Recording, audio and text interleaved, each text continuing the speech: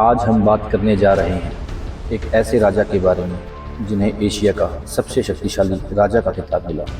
इस राजा ने कभी भी किसी को मृत्युदंड नहीं दिया, अपने राज्य में सभी धर्मों को बराबर स्थान दिया। इनके राज्य में दिवाली भी मनाई जाती थी और ईद भी। इनकी सेना में वजीर हिंदू, मुसलमान व सिख भी थे और यूरोपियन व फ्रांसीसी इनके जर्नैल थे। इनके राज्य में किसी को भी दूसरे के धर्म में दखल देने की इजाज़त नहीं थी। ये खुद तो पढ़े लिखे नहीं थे, पर इन्होंने कई पाठशालाओं का निर्माण करवाया।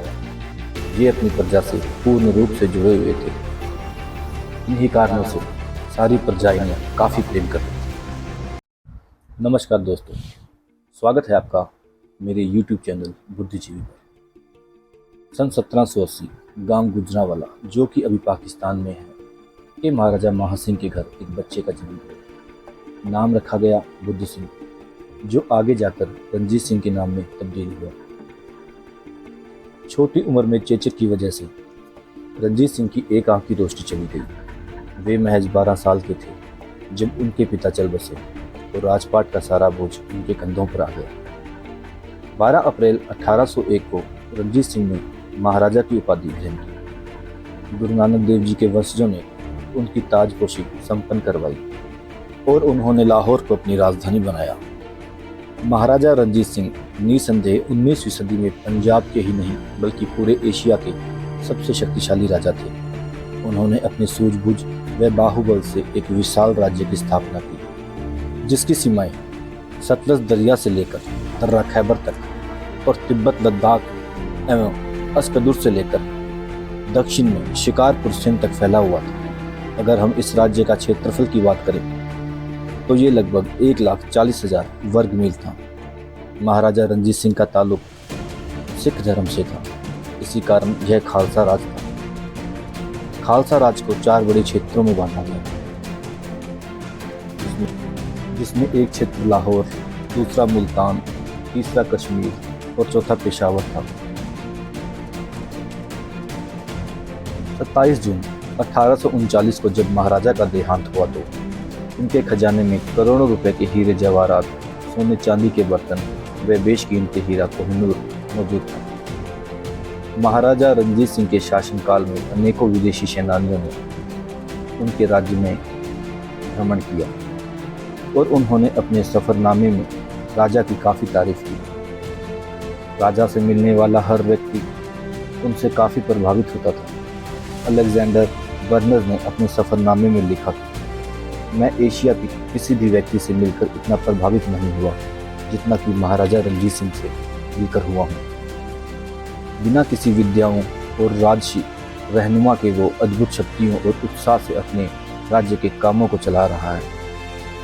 महाराजा की शक्ति के बारे में GT विगेन लिखते हैं कि अगर ईस्ट इंडिया कंपनी को पूर्व की तरफ से राजा द्वारा ना रोका गया होता तो वह दिल्ली के तख्त पर विराजमान होता। महाराजा ने सन 1799 से लेकर 1839 तक राज किया और उनके 40 साल के राजकाल में किसी को भी मृत्युदंड नहीं दिया गया। हालांकि महाराजा पूर्ण रूप से सिख धर्म को अपनाते थे, पर उनकी नज़र में राज्य के हिंदू, मुसलमान, सिख व अन्य धर्मों के लोग बराबर थे। राज्य को चलाने के लिए वजीर या कर्मचारी की नियुक्ति किसी जात या धर्म को मुख्य रखकर नहीं होती थी, बल्कि उस व्यक्ति की गुणवत्ता को देखकर होती थी। इसी कारण महाराजा के वजीरों में हिंदू, मुसलमान, सिख व अन्य धर्मों के लोग शामिल थे। विदेशी तरीकों को समझने के लिए राजा ने कई यूरोपियन जर्नैलों को भी अपनी फौज में भर्ती किया, जिनमें से कई जर्नैल यूरोप की लड़ाइयों में भाग भी ले चुके थे।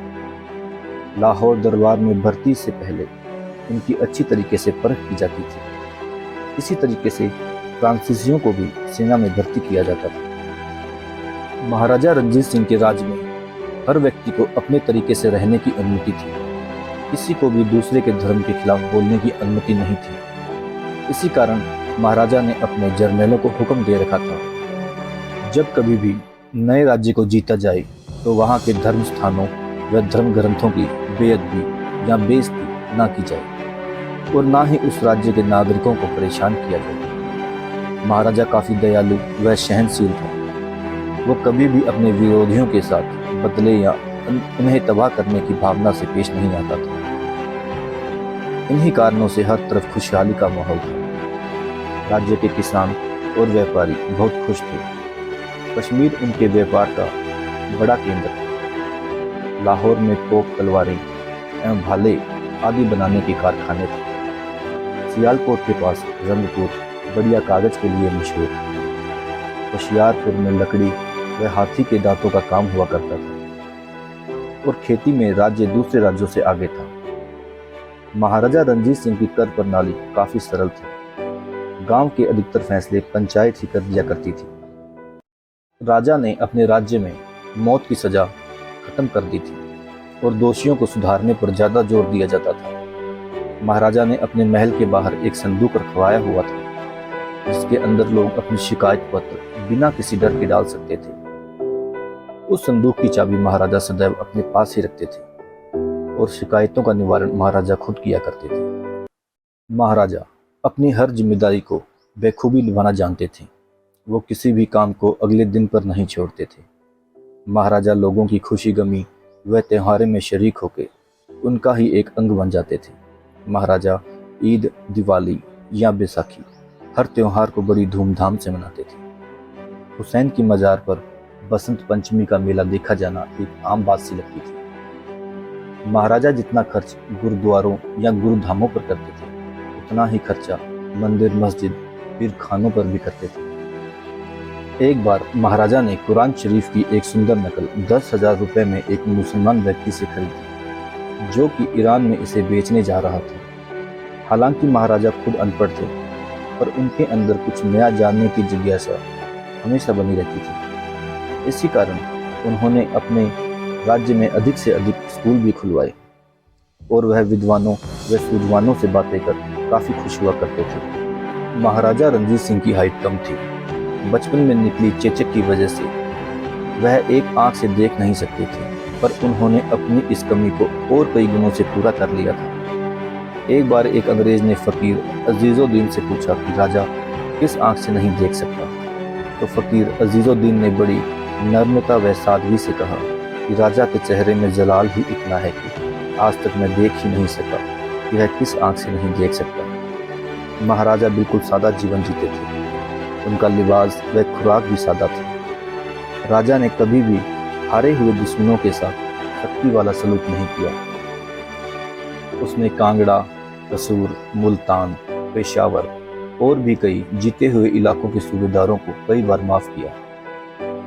वो सही शब्दों में प्रजापालक था, इसी कारण आम लोग भी उसे प्यार करते थे। एक बार अकाल की स्थिति में एक बुजुर्ग की भारी गठरी राजा खुद अपने कंधों पर उठा उनके घर तक छोड़ आए थे। लाचार बूढ़ी औरत के लोहे के तवे को सोने में बदल देना, बच्चे जो बेड़ तोड़ रहे थे उन्हें कीमती तोहफे देना, राजा की रहमदिली की सच्ची कहानियां हैं। महाराजा रणजीत सिंह को शेर पंजाब या पंजाब का शेर भी कहा जाता है। उन्होंने अपनी पहली लड़ाई 10 वर्ष की उम्र में अपने पिता के साथ लड़ी थी।